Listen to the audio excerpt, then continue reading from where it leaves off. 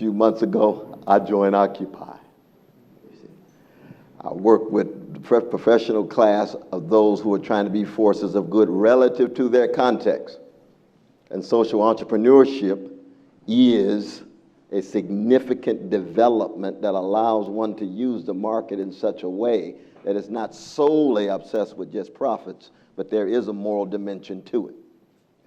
And so the question becomes, are we able to be flexible and fluid enough as opposed to being dogmatic and doctrinaire and see, Dr. to see West, all these different forces for good? This is precisely why I couldn't join Occupy, because the dogma and the doctrinaire nature, the sloganeering that replaced thinking, was something that simply did not speak to my values. And yet I share broad aspirations for justice, for equality, for human dignity. And the critiques of wealth inequality. And the critiques of disparities.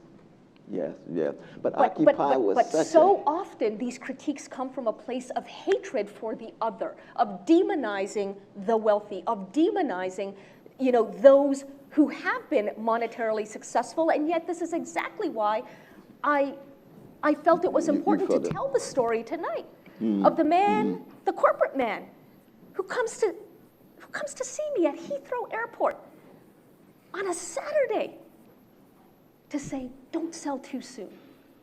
You know? Yeah, yeah. But Occupy was such a heterogeneous movement that you could talk to one person 1 minute and get one thing and talk to somebody else and get something else, because it was so various and capacious in the variety of voices that it had.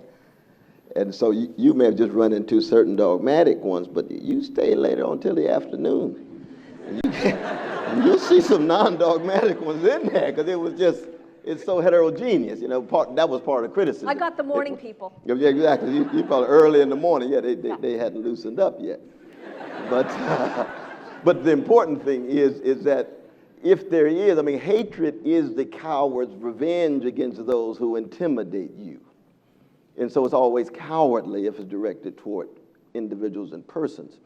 But I do think when you love people, you do hate injustice.